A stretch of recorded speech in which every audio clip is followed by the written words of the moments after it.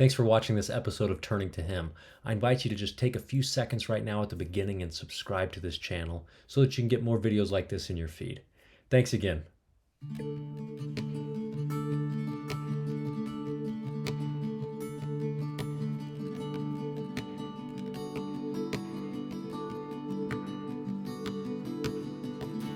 Hello, everybody. Welcome to this episode of Turning to Him.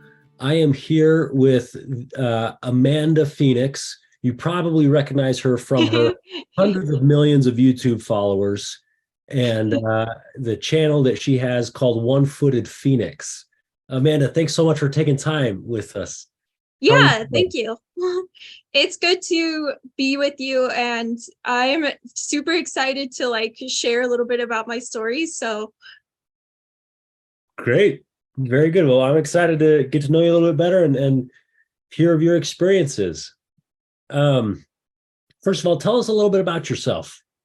yeah, so I'm an amputee, and I started One Footed Phoenix to help other amputees, but also to tell my story about coming home early from a mission. And I came home early because I was hit by a car. And so that's like a little bit about me, and kind of how I ended up an amputee was because I was hit by the car. Okay. Wow. I mean, tell us about that. So, how did that happen? Yeah, so I was riding my bike on my mission, and we were on our way to a dinner appointment, and all of a sudden like this car was stopped and they didn't see me, and for whatever reason this day I ended up being the one that was in the front, and it was because my tire had gone flat on my bike. So my companion was watching for my bike like fishtailing and making sure that it didn't go flat again. So I ended up in the front for that reason. And like any other day, I wouldn't have been the one in the front. And so I ended up being hit by the car because they didn't see me, and I ended up being hit, and they were coming out of like the Walmart parking lot in Mesa, Okay. Arizona. So and then that was kind of how it happened, and I ended up being like knocked out into the road and everything. And so like being knocked out into the road was super scary because there was like there's all these cars that normally are coming along. So I mean, I'm just grateful that I didn't get run over and that like it wasn't worse than it was. But at the same time, like I ended up with PTSD still, Sure. and I still ended up with an amputated leg. So Okay. So, I mean, if you're up for it, I would love more details. So, you get hit by a car on a mhm. bike. I mean, what happens that you're laying in the road or light and silent? Do you get knocked out? What do you tell? I Yeah, mean, so kind of what happened is like I like immediately went into shock, and the nerves in my leg were smashed, and then I ended up with a rare condition called complex regional pain syndrome, or CRPS.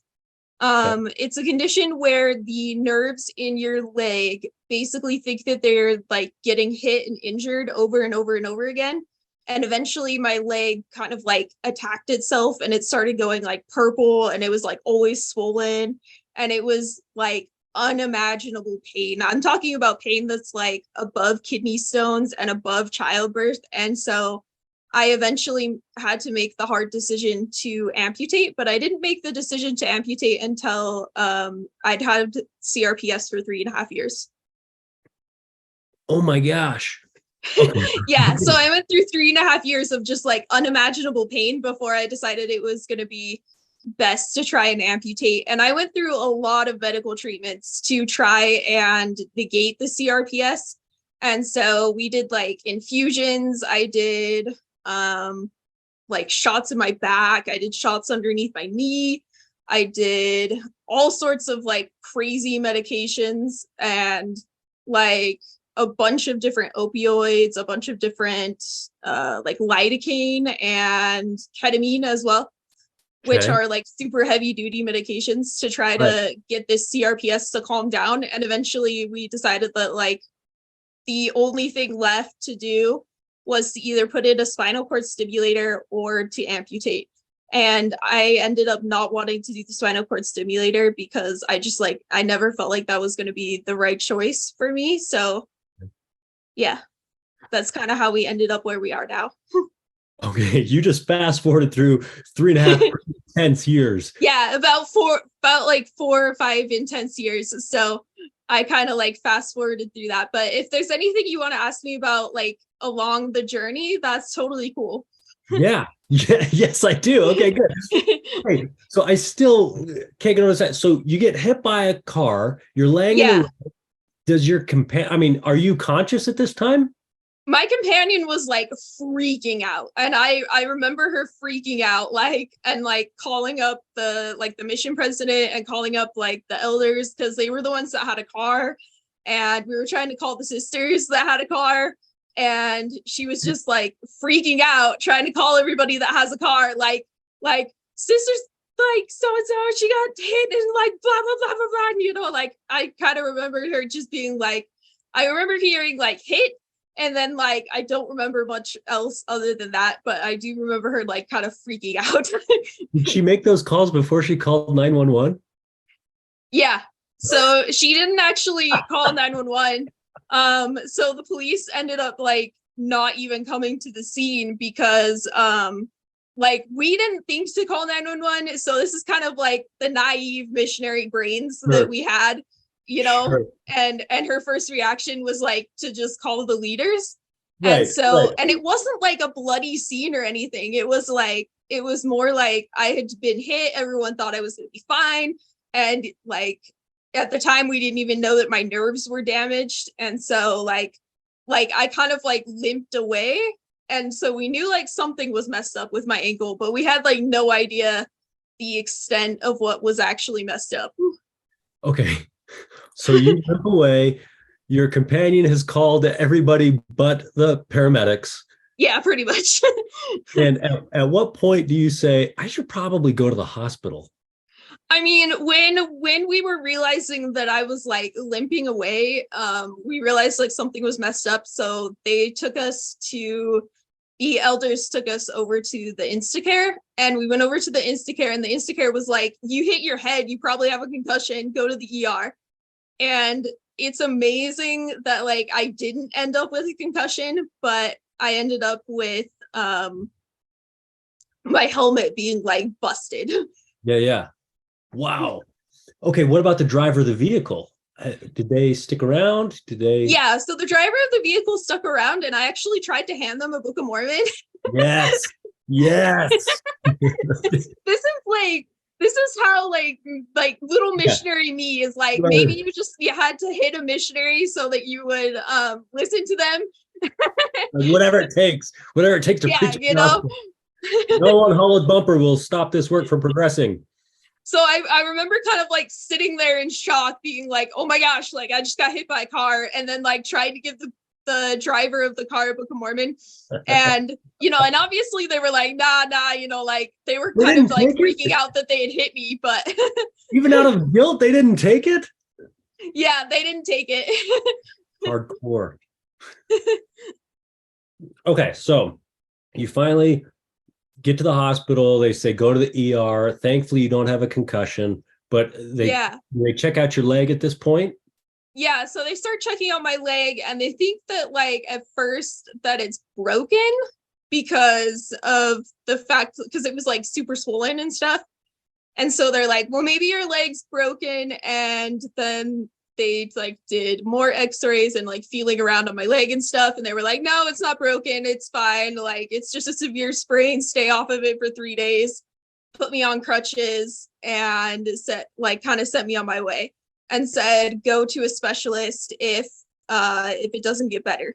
And so fast forward a little bit into my mission, 3 days later, it's not getting better, and it's not like, I had pain like pretty much immediately, and that pain was like not going away.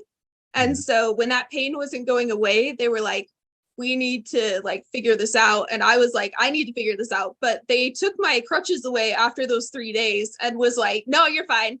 And this was the mission president's wife that was like, no, you're fine. and took the crutches away after 3 days. And that was in and of itself like insane, because I think they just didn't understand like the level of pain I was actually in. And then like a couple weeks go by and it's still not getting better, and it's still not getting better. And I'm like trying to be out on the bike, and they're like, you just need to get back on the bike. It's a severe sprain. You'll be fine. Like, just get back on the bike and keep doing your missionary work. And so they kind of ignored like how severe this actually was. And to their credit, like nobody really knew how severe it was at that point. Right, right. I mean, you don't have, in my mind, you don't have a broken bone. And so, Right. yeah, the sprain, and a lot of times you work through stuff. Exactly. Wow. Okay, so 3 weeks, 4 weeks, this is not going away. What happens?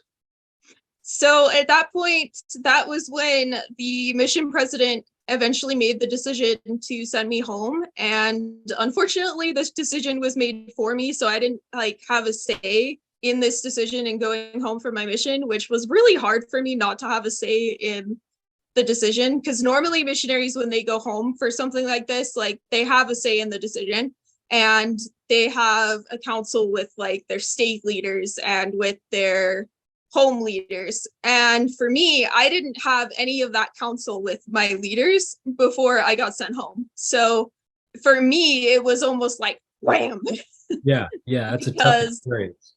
yeah. So like I go to this missionary training. So it was the 12-week training, and or no, not the 12-week training. It was the whatever training comes when you've been out for like 3 months. So I guess it was the 12-week training. And then at that point, the mission president calls me into his office after, like, mind you, we've been through this whole training thing.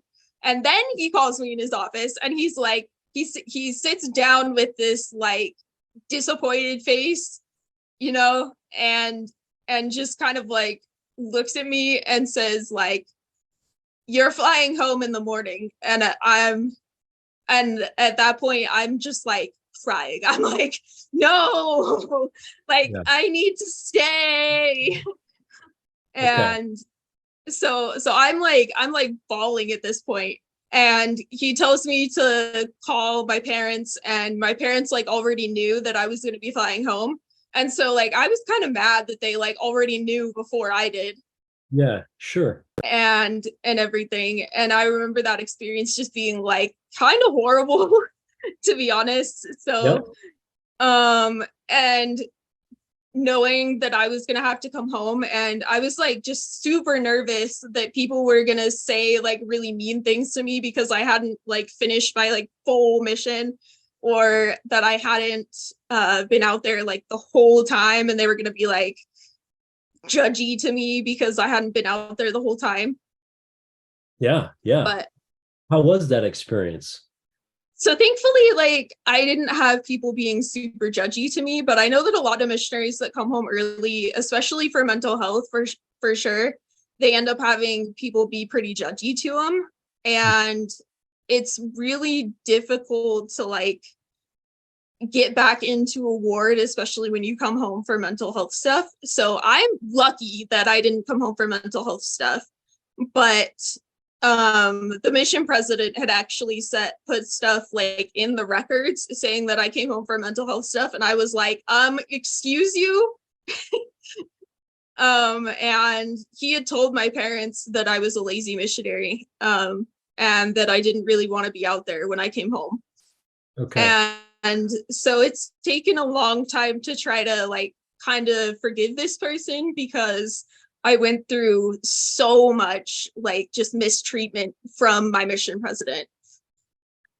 Sure. That's unfortunate, and obviously you only always know one side of the story, but Right. I definitely want to, once we get done with the history, I want to talk more about that, because I think a lot of people can probably relate to that. I mean, I think that all in all, everybody's trying their very best.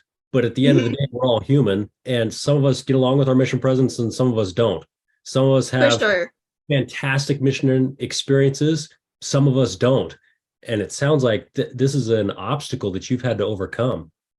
Yeah, for sure. It's been an obstacle to try to overcome forgiving this person when there was so much mistreatment there, and when there's like just so much emotions of like there was anger, there was shock, there was like just disbelief of like how could you be so like unchrist-like when you're like supposed to be a leader and you're supposed to be the one that's Christ-like. And so for me, I had a lot of like kind of doubt a little bit Mhm. because I was like, why is this leader not being Christ-like towards me? And it did shake my faith. It didn't like take my faith away, but it definitely shook it. Okay. So I want to talk about that because I think a lot of people can relate to that. Whether it's I feel like I was mistreated by my mission president, or I feel like Mhm. my bishop said something stupid to me and really offended me, or the Relief Society president, or whatever. I think a lot of people can relate to that. But let me pause on that. Did you also experience anything? I mean, here you are, a missionary, set Mhm. apart, consecrated, and in the action of you performing your mission, you get hit by a car and have to go home. Was there anything Yeah. there like, hey, where's the protection? Where's the divine intervention? Did you wrestle with that at all? Yeah, I did feel like that for sure. And I felt like I was like, I kind of felt like I should have been like healed. And I do feel like I definitely had the faith to be healed. And sometimes it's harder to have the faith not to be healed. And in this situation, I eventually came to the answer for myself that I needed to have the faith not to be healed. And that was like a really hard pill to swallow of like, okay, like I'm not going to be this miraculous missionary that's healed, but instead I'm going to end up being this missionary that ended up like being hurt, mistreated, and like all of these things. And in the end, I ended up being the one to kind of share their story forward because I was the one that ended up not being healed. Okay. How did you how did you start to come to terms with that? Because I mean, you could have easily taken this story a different path and said, hey, Yeah, for I'm sure. done. First of all, I get no divine assistance. Second of all, the temporal leaders, I don't feel like I'm being treated fairly or correctly by my temporal leaders. I'm out. I'm done. Why didn't you Yeah, go it would there? have been very, very easy to say, like, I'm out and I'm leaving the church for what I've been through because I was in large part ignored by the church. And in large part, I was not treated well by the church because a lot of times when a missionary dies on their mission, the church pays for like all of those funeral services and things. And so for a long time I've kind of felt like where was the church when I like eventually lost my leg to serving my mission. And Mm-hmm. all this time, even now, the church has not really been there to like give me a lot of assistance, but through that, um, even though that's been a trial of my faith, I still have faith in Jesus Christ. And I think that my faith in Jesus Christ was the one thing that like kept me moving forward through all of this. Because if I had just been like, people suck and like run away screaming for the hills, and this stuff and like and not realizing like people are so imperfect and his doctrine is the one thing that is perfect. Hmm. Wow. That's a lot of faith. And that's fantastic. And I think that a lot of people need to hear that. And we all need to be reminded of that because all of us have been mistreated at various levels, not to the level that you have been, For but sure. a lot of us have been mistreated at various levels. And I think each of us have to come to the conclusion of, why am I here? Am I here because of the mission president, or am I here because of the covenants that I've made with my savior? You know, Yeah, for sure. For sure. And I think that's like what it comes down to is like, are you there because of your testimony in the Savior and in Jesus Christ, or are you there because of different people or for different reasons? And it came down to the fact that like my mission was the best time to throw this curveball at me. And I do believe that in a weird way, it was the best time to throw this curveball at me, because I was at the peak of learning. I was at the peak of like wanting to know everything about the gospel, and I was at the peak of my faith, really. And so it was the best time to throw something like this at me if I had to have it thrown at me. Yeah. Oh, that's a great perspective. If you're going to be enrolled in a class, in a tough class, a mission's a good time to do it. Yeah, for sure. Okay, so you come home. Are you in constant pain at this point? I Yeah, mean, you're so yeah. you're It varied in levels of how bad it was, but I mean, from the day that I came home, from the day of the accident, I've been in some form of constant pain. And it's been 5 years almost now. So I've been in constant pain for almost 5 years. And there's been a lot of like questioning over those 5 years of like, why can I not be healed? Like, why? There's just a lot of asking why. Yeah, And I found that sometimes asking why wasn't really helpful, because I eventually went to therapy, and I eventually had to be put on like all sorts of medications and stuff. And eventually we figured out like that I had PTSD from this whole experience. And so going to therapy, it's not a bad thing. And I say that all the time on my channel, that it's not a bad thing to have help with mental health. And I yeah, think a lot of people need to hear that it's not a bad thing. It's not a shameful thing. And that, there's a Jeffrey R. Holland talk that I really, really love, that is called Like a Broken Vessel, where he talks about people needing to have spiritual assistance and temporal assistance to get through things like depression and PTSD. yeah, yeah, absolutely. I mean, there are so many analogies there. Um, Athletes don't just go to coaches when, I mean, you go to a physical coach. There's nothing wrong against having a mental coach. We all need help getting better. For sure. Now, you did mention that when you came home, your ward was fantastic. Um, Yeah, my ward was really good. tell me And what they did that was great. yeah, for sure.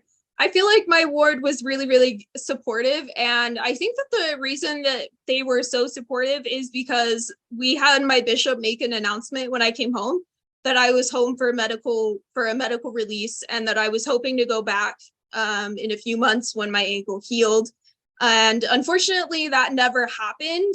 And so I went through like 6 months or so thinking that I was going to be able to go back on my mission. And so I had like all this hope in the world, and I was like, it's going to get better. We're going to go to the doctor. We're, like going to have surgery or whatever I need. And it's going to be back to new, and I can go back on my mission. Yep. And when that didn't happen, that was probably like the lowest point for me, was when all of a sudden I was just like a return missionary one day, and that was that. Like, and Yes. realizing like it's really over. Tell me about that. Was that a gradual process, or did you say was there an event that kind of officially closed out your mission? Yeah, so the event that eventually closed out the doors to serving a mission was when I was diagnosed with CRPS, or complex regional pain syndrome. And when I got that diagnosis, the doctor said to me, like, you're not going to be able to serve again with this diagnosis, because it's a rare diagnosis that requires a lot of medical treatment, and a lot of people don't recover from it. It actually is a syndrome that has no cure. Okay. So, from how long till since you came home till that diagnosis? It was about 6 months before I got that diagnosis. So So for 6 months, you're still holding out hope. Hey, I got to get yeah. this wrapped up. I'm going to head back to Mesa. This is going to be great. Or I was in Tempe, but Oh, I Tempe. I'm served sorry. in Mesa for most of my mission. So Yeah, yeah. Okay. Wow. So you get the diagnosis. yeah, What did you do to make it through that day? I mean, that's got to be a tough day. that was like the hardest day of all of this, I think. And I went to the temple a lot and I did a lot of praying and a lot of soul searching. And sometimes I let myself just be angry at God for a little while because like I needed to get out all of that anger at first. And so sometimes my prayers were like, God, I am mad this happened to me. Yeah. and and letting myself be real and vulnerable and like just truthful with it was how I kind of like got through it, because I really did feel like the CRPS diagnosis was like just not fair at all.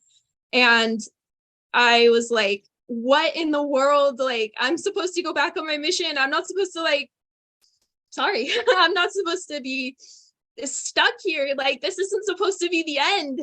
And I felt like it kind of felt like the end of the world. Like, it felt like everything was crashing down on me. And the only thing that I had to hold on to was that foundation of faith that I had built while I was a missionary. And that foundation of faith that I built while I was a missionary was what carried me through having this diagnosis. And I didn't even know at this point, like at this time, how severe CRPS really was. I just knew that it was going to affect my ability to serve a mission again. And I remember just being like angry and sad and mad and trying to pick up the pieces of this shattered life or this shattered dream that I had to go back and serve again. Okay. That brings up another question then. So that's the day that you get the diagnosis. What do you Yeah. do? What do you do the day after you get the diagnosis? So, I mean, in the following days after the CRPS diagnosis, I continued going to physical therapy and I continued to try to do what I could to help the CRPS. And physical therapy with CRPS is awful because Like a like lightning bolt in your leg, anytime, right?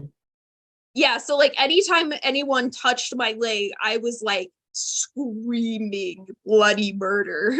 Like it was horrible. And so, and they were doing all these different things to try to desensitize that leg.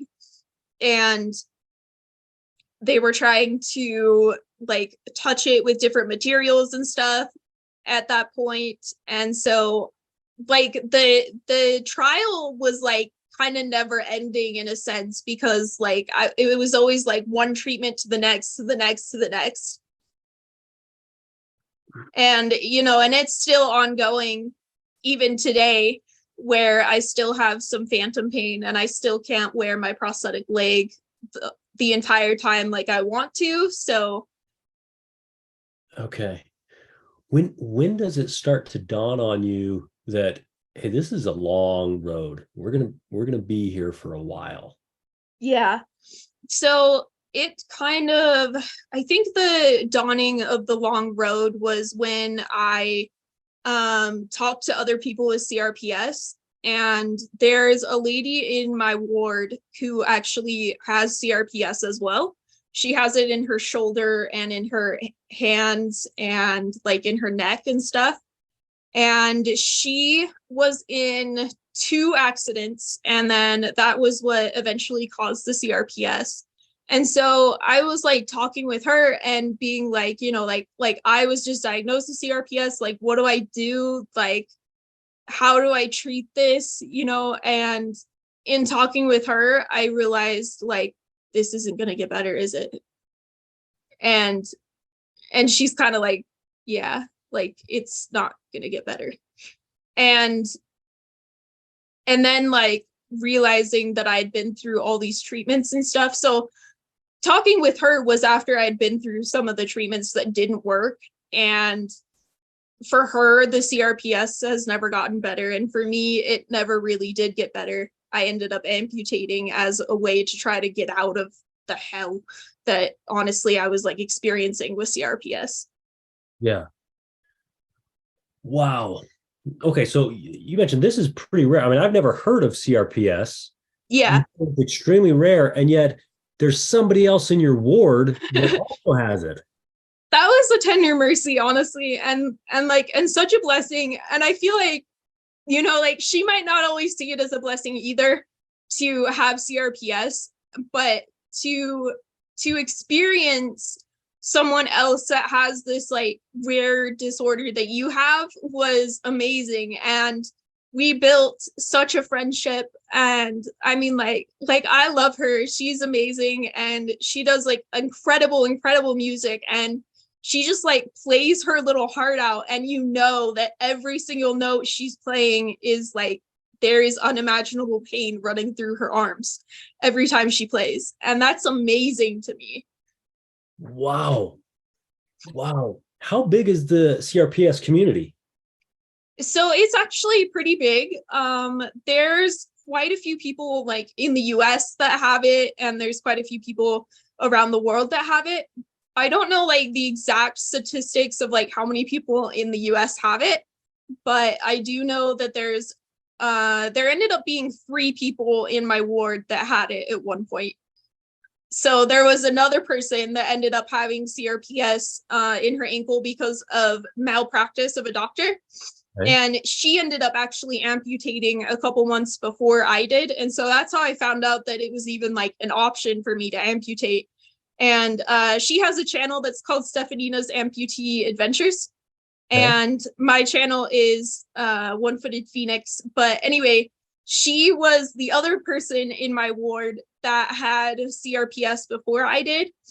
Or no, she had it like after I did, but she ended up amputating after before. And then I found out that it was an option for me. And so we had like similar doctors and stuff, and our channels are like kind of similar because we had a similar experience going through CRPS and then having to make that really tough decision to amputate a leg. Oh, wow. Okay. So, I mean, since you brought it up, let's get there. You spend 3.5 years experimenting, trying everything under the sun to make this Mm-hmm. pain go away. This pain is not Yeah, going away. for sure.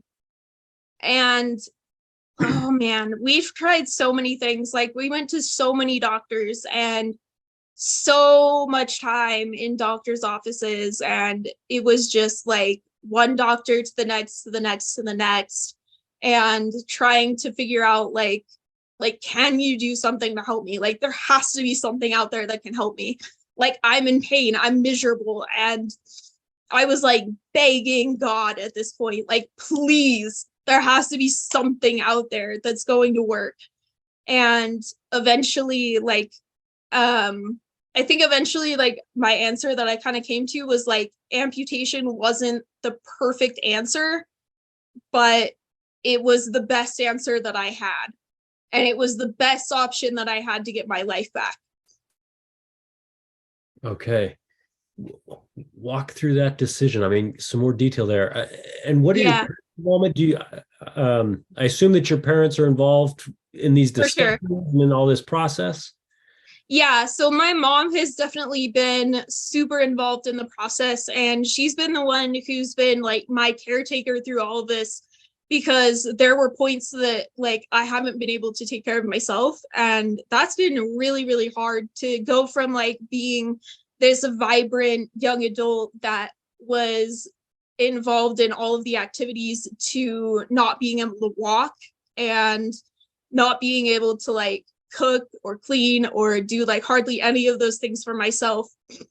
And I went through so much just like guilt and things that I had put on myself, because I was like, this was not supposed to happen. Like this was not the plan that I had for my life. Most missionaries are like, I'm going to go on my mission, I'm going to go back to school, and that was my plan. Like go on the mission, go back to school. That was it. That was the plan. Like I was supposed to go back to Rexburg and Right. go to school. So not being able to go back to Rexburg and losing my ability eventually, like through the course of this, I eventually lost my ability to even go to school. And so that was really hard for me too, losing ability to learn and to grow and to like, and losing that ability to learn was really hard on me. And I think that was like when I got to the hardest point of CRPS, is when I had to drop out of school on a medical deferment and never knew if I was going to be able to go back. And is that just because the pain was so intense? Yeah. Yeah. Yeah. The pain got so intense that I couldn't work. I couldn't do anything. I mean, like I was like curled up on the couch every day, pretty much like screaming from the inside out. Yeah. Okay, so you decide to amputate. Um, what you wake up from that surgery. Tell us about day one of that. So, I mean, like I was well prepared for the amputation, I feel like. And I feel like mentally I had done a lot of work to be prepared for it, but it was still a shock to wake up and be like, it's really gone. Like it's over, you know, and kind of thinking like it's over, this is going to be better now, and like I'm going to be out of pain, and this nightmare that I've been living for the last 3.5 years is finally going to be over. And so that's kind of what I was thinking, like day one, was feeling like things were going to finally get better. And so I had a lot of peace with it, but I also had a lot of like shock and difficult emotions of like, my foot's really gone, and like, how am I going to get through the rest of my life without my foot? Right. Um, Once you had the amputation, you mentioned that you still have some phantom pain, but where's your Mhm. pain scale now? So there's a really good pain scale. It's called the McGill pain scale. And on the McGill pain scale, it rates CRPS as like the very top, and then it rates amputation like right below it. So amputation of an entire leg is right below CRPS, but the pain is still like dramatically better than it was. It's a dramatic difference. And even though the pain is still crazy, insane high, it is so much better than where I was.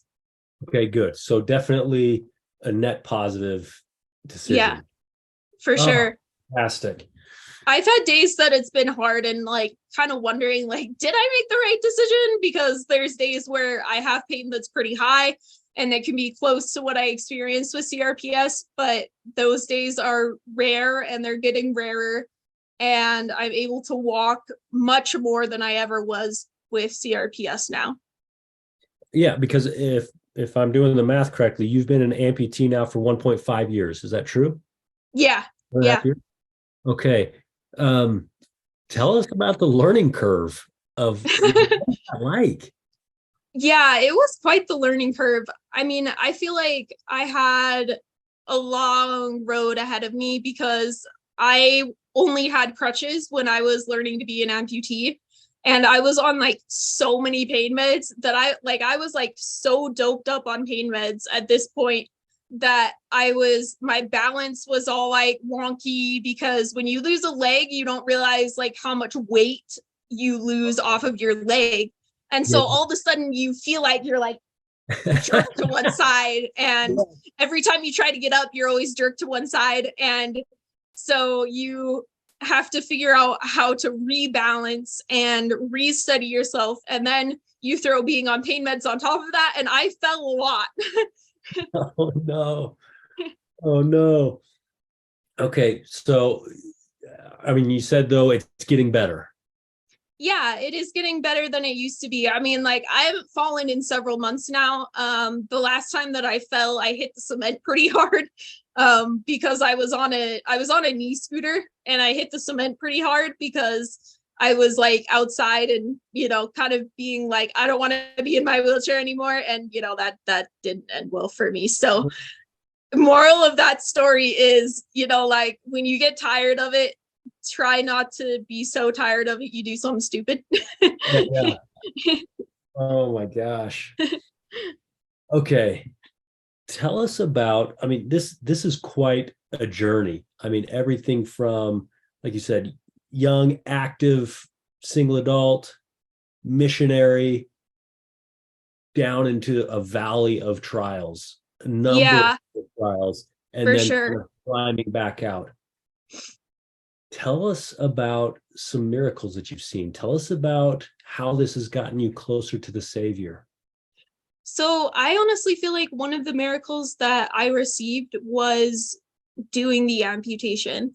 And it's not perfect, it's not easy, but I feel like that's one of the miracles that I received, was knowing that someone else was going through this too alongside with me. And that was a miracle in and of itself, knowing that someone else was going through this with me, and then having a doctor that was not arrogant, but having a doctor that wanted to learn more about CRPS and that has continued to learn more about CRPS even after I amputated my leg.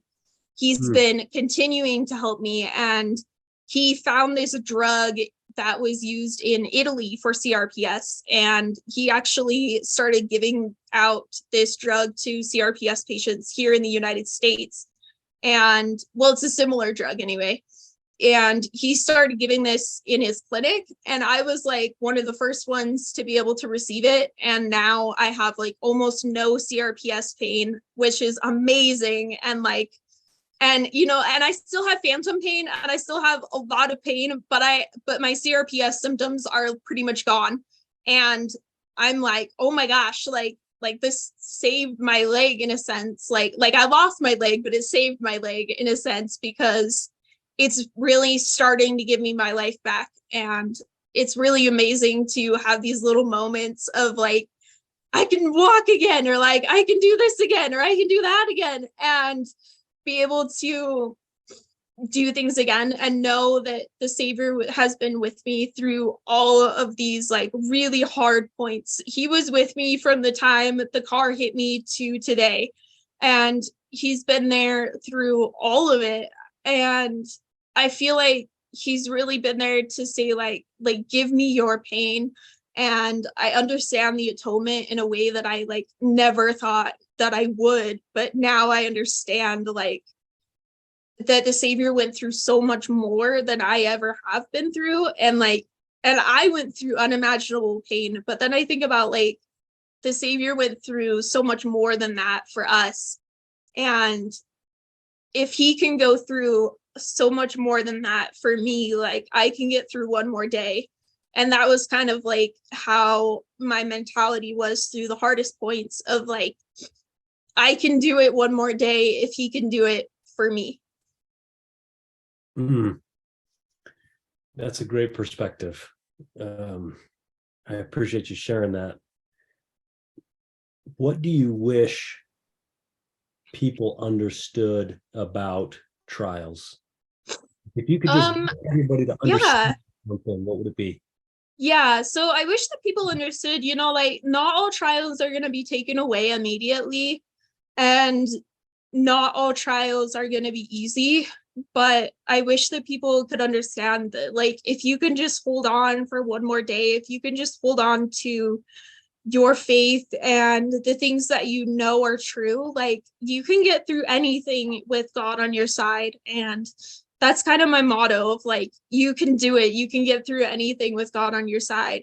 And that was like the whole reason that I started a YouTube channel in the first place, was because like I wanted to share my message to the world and really help other people that were going through difficult times and difficult trials. Was I wanted to help them through that, and you know, and say like, you can do this with God on your side, even if you feel like you can't and you feel like you have like no strength left. Because I definitely had many of those days where I felt like I had no strength left, and it was like, God, if I'm going to get through this, it's going to have to be with you.